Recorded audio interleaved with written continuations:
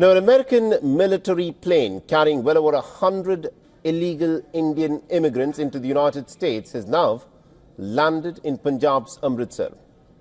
Now, this is the furthest destination of the Trump administration's military transport flights for the illegal immigrants. The C-17 Globemaster military aircraft reportedly departed from San Antonio, Texas. Now, most of the migrants are said to be from the states of Punjab or Gujarat, who have now been sent back. The American President Donald Trump has increasingly turned to the American military to help carry out his immigration agenda, including using these military transport aircraft to send out the illegal immigrants from the country. The Pentagon has also started providing flights to deport more than 5,000 immigrants held by the U.S. authorities in Texas and California. So far, the military aircraft have flown migrants to places such as Guatemala, Peru and Honduras. The Trump administration has also sent additional troops to Mexico border.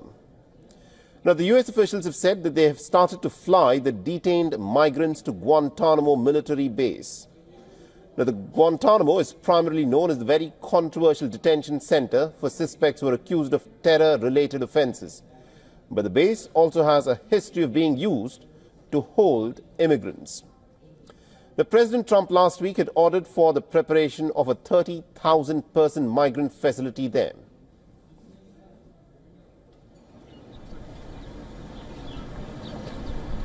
All right, now to give us more updates on this, we are joined on this broadcast by WION's Siddhant, who was joining us live here. Siddhant, brings us up to speed with the people who have been brought back from the United States of America. What is their legal status at this moment, and how is the Indian government responding to this?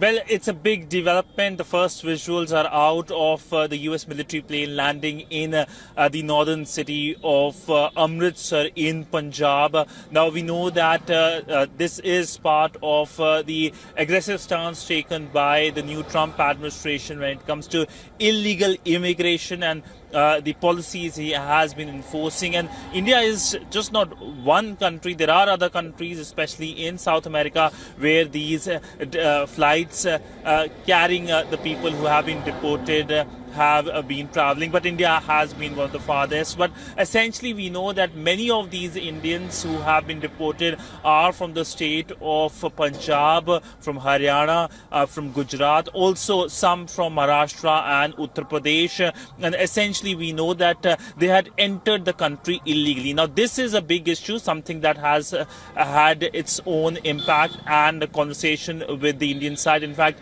the Indian External Affairs Minister, Dr. S. Jaishankar, and the new U.S. Secretary of State, Marco Rubio, had a bilateral meeting on 21st of January in Washington, D.C., where this issue came up. And when it comes to the issue of illegal immigration, India has made it clear that when it comes to illegal immigration, it will not accept it. India does not support illegal migration. It only supports legal migration, and that stands true with United States as well. But all in all, we know that the focus has been that when it comes to the issue, it is resolved as soon as possible, and India will continue to support legal migration only. We know that the development comes just few days before the Indian Prime Minister Narendra Modi's visit to United States. He travels to United States next week, and is expected to meet the U.S. President Donald Trump on 13th of February. And we know that he will be the fourth world leader who is meeting the new U.S. President Donald Trump in the White House. And there we could expect the issue of migration coming up during the talks, along with other issues as well, like defense, like security, like Indo-Pacific, and of course trade. Indeed, Siddhant, thank you very much for joining us and getting us all those updates. I will, of course, come back to you as this story develops. For all the latest news, download the WION app and subscribe to our YouTube channel.